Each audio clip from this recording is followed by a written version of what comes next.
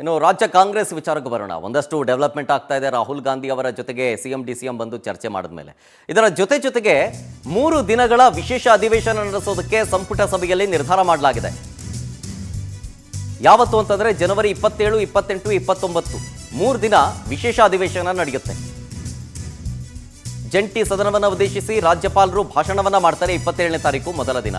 ಅದಾದ್ಮೇಲೆ ಇನ್ನು ಉಳಿದ 2 ದಿನ ಜನವರಿ 28, 29 ಆ 2 ದಿನ ವಿಶೇಷ ಅಧಿವೇಶನಕ್ಕೆ ತೀರ್ಮಾನವನ್ನ ಮಾಡಲಾಗಿದೆ. ಮೋಸ್ಟ್ ಪ್ರಾಬಬ್ಲಿ ಈ ಮನ್ರೇಗಾ ವಿಚಾರಕ್ಕೆ ಸಂಬಂಧಪಟ್ಟಂತೆ ಇರಬಹುದು ಈ ಅಧಿವೇಶನಕ್ಕೆ ಕರೆದಿರೋದು. ವಿಶೇಷ ಅಧಿವೇಶನಕ್ಕೆ ಸರ್ಕಾರ ನಿರ್ಧಾರ ಮಾಡಿ 3 ದಿನಗಳ ಒಂದು ವಿಶೇಷ ಅಧಿವೇಶನವನ್ನು ಕರೆದಿದೆ.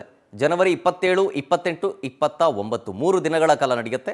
27ನೇ ತಾರೀಕು ರಾಜ್ಯಪಾಲರು ಭಾಷಣ ಮಾಡ್ತಾರೆ. 28, 29 ಇನ್ನುಳಿಕೆ 2 ದಿನ ಅಧಿವೇಶನಕ್ಕೆ ತೀರ್ಮಾನವನ್ನು ಮಾಡಲಾಗಿದೆ. ಮನ್ರೇಗಾ ವಿಚಾರವನ್ನು ಇಲ್ಲಿ ಪ್ರಸ್ತಾಪ ಮಾಡಿ ಚರ್ಚೆ ಮಾಡೋದಕ್ಕೆ ಕರೆದಿರೋದು. ಡಿ ಕೆ ಶಿವಕುಮಾರ್ ಅವರು ಕೂಡ ಆವಾಗಲೇ ಓಪನ್ ಚಾಲೆಂಜ್ ಹಾಕಿದ್ರು. ಒಂದು ವೇದಿಕೆ ಸೃಷ್ಟಿ ಮಾಡಿ ಬೇಕಾದರೆ ಇದ್ರ ಬಗ್ಗೆ ಚರ್ಚೆ ಮಾಡೋಣ ಅಂತ ಕೂಡ ಹೇಳಿದರು. ಸೊ ಈಗ ಒಂದು ವಿಶೇಷ ಅಧಿವೇಶನವನ್ನು ಕರೆಯಲಾಗಿದೆ.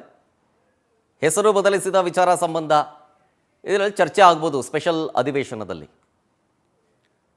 ಇದೇ ತಿಂಗಳ ಅಂತ್ಯಕ್ಕೆ 28, 29, 27, 28, 29 3 ದಿನ ಸ್ಪೆಷಲ್ ಅಧಿವೇಶನ. ಡೀಟೇಲ್ಸ್ ಕೊಡ್ತಾರೆ ಇದ್ರ ಬಗ್ಗೆ ನಮ್ಮ ಪ್ರತಿನಿಧಿ ಆನಂದ್ ನಂದಗುಡಿ ಲೈವ್ನಲ್ಲಿ. ಆನಂದ್, 3 ದಿನಗಳ ವಿಶೇಷ ಅಧಿವೇಶನ ಈ ಮನ್ರೇಗಾ ವಿಚಾರಕ್ಕೆ ಸಂಬಂಧಪಟ್ಟಂತೆ ಈ ಚರ್ಚೆಗೆ ಅವಕಾಶ ಮಾಡಿಕೊಟ್ಟಿರೋದು ಅಧಿವೇಶನದಲ್ಲಿ. ಹೌದು ಶರತ್, ಮನರೇಗಾ ವಿಚಾರವಾಗಿಯೇ ಈ ಒಂದು ಅಧಿವೇಶನವನ್ನ ಕರೆಯೋದಕ್ಕೆ ಇವತ್ತು ರಾಜ್ಯ ಸರ್ಕಾರ ತೀರ್ಮಾನವನ್ನ ಮಾಡ್ಕೊಂಡಿರ್ತಕ್ಕಂಥದ್ದು. ಕ್ಯಾಬಿನೆಟ್ ಸಭೆಯಲ್ಲೂ ಕೂಡ ಈ ಬಗ್ಗೆ ಬಹಳಷ್ಟು ಒಂದು ಬಿಸಿ ಚರ್ಚೆನೂ ಕೂಡ ನಡೀತಾ ಇದೆ. 3 ದಿನಗಳ ಕಾಲ ಅಧಿವೇಶನವನ್ನ ನಡೆಸಬೇಕು ಅನ್ನೋದು ತೀರ್ಮಾನ ಕೂಡ ಆಗಿರ್ತಕ್ಕಂಥದ್ದು. 27, 28, 29 ಈ 3 ದಿನ ನರೇಗಾ ಬಗ್ಗೆ ಚರ್ಚೆ ಮಾಡೋದಕ್ಕೆ ಈ ಒಂದು ಜಂಟಿ ಅಧಿವೇಶನ ಕರೆಯೋದಕ್ಕೆ ತೀರ್ಮಾನವನ್ನ ಮಾಡಲಾಗಿರ್ತಕ್ಕಂಥದ್ದು. ಪ್ರಮುಖವಾಗಿ 27ನೇ ತಾರೀಕು ರಾಜ್ಯಪಾಲರು ಜಂಟಿ ಅಧಿವೇಶನ ಉದ್ದೇಶಿಸಿ ಮಾತನಾಡ್ತಾರೆ. ತದನಂತರ 27, 28, 29 2 ದಿನ ಸಂಪೂರ್ಣವಾಗಿ ಈ ಮನರೇಗಾ ಬಗ್ಗೆ ಚರ್ಚೆ ನಡೆಯುತ್ತೆ. ಪ್ರಮುಖವಾಗಿ ನರೇಗಾ ಯೋಜನೆಯನ್ನ ತೆಗೆದು ಇವರು ಜಿ ರಾಮ್ಜಿ ಏನ್ ಮಾಡಿದ್ದಾರೆ, ಇದನ್ನ ಯಥಾವತ್ ನಮ್ಮ ನರೇಗಾವನ್ನೇ ಮುಂದುವರಿಸಬೇಕು. ರಾಮ್ಜಿ ಒಂದು ಯೋಜನೆ ಏನಿದೆ ಅದನ್ನ ತೆಗೆದು ಹಾಕಬೇಕು ಅನ್ನೋ ಒಂದು ಒತ್ತಾಯವನ್ನ ಮಾಡಲಾಗ್ತಾ ಇರ್ತಕ್ಕಂಥದ್ದು.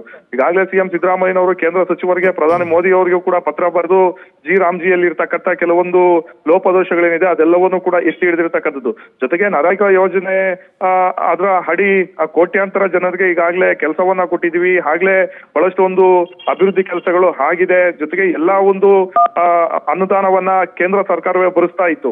ಆದ್ರೆ ಈಗ ಜಿ ರಾಮ್ಜಿ ಯೋಜನೆ ಅಡಿಯಲ್ಲಿ ರಾಜ್ಯ ಸರ್ಕಾರ 40% ಪಾಲನ್ನ ಕೊಡಬೇಕಾಗುತ್ತೆ.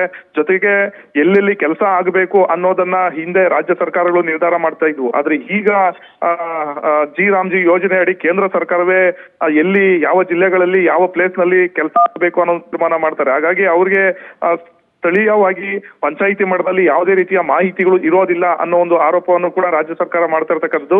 ಈ ಹಿನ್ನೆಲೆಯಲ್ಲಿ ಇದನ್ನ ಕೂಡಲೇ ರದ್ದು ಮಾಡಬೇಕು ಅಥವಾ ಹಿಂಪಡೆದುಕೊಳ್ಬೇಕು, ನರೇಗಾ ಯೋಜನೆಯನ್ನ ಮತ್ತೆ ಮರುಜಾರಿ ಮಾಡಬೇಕು ಅನ್ನೋ ಒಂದು ಆಗ್ರಹವನ್ನ ಮಾಡ್ತಾ ಇರ್ತಕ್ಕಂಥದ್ದು. ಈ ಹಿನ್ನೆಲೆಯಲ್ಲಿ ಪ್ರತಿಪಕ್ಷಗಳ ಒಂದು ಗಮನವನ್ನ ಸೆಳೆಯೋದಕ್ಕೂ ಕೂಡ ರಾಜ್ಯ ಸರ್ಕಾರ ತೀರ್ಮಾನವನ್ನ ಮಾಡ್ಕೊಂಡಿದೆ. ಹಾಗಾಗಿ ಈ ಒಂದು ವಿಚಾರವನ್ನ ಮನೆಗೂ ಕೂಡ ತಲುಪಿಸ್ತಕ್ಕಂಥ ಒಂದು ಕೆಲಸವನ್ನು ಕೂಡ ರಾಜ್ಯ ಸರ್ಕಾರ ಮಾಡ್ಕೊಂಡಿದೆ.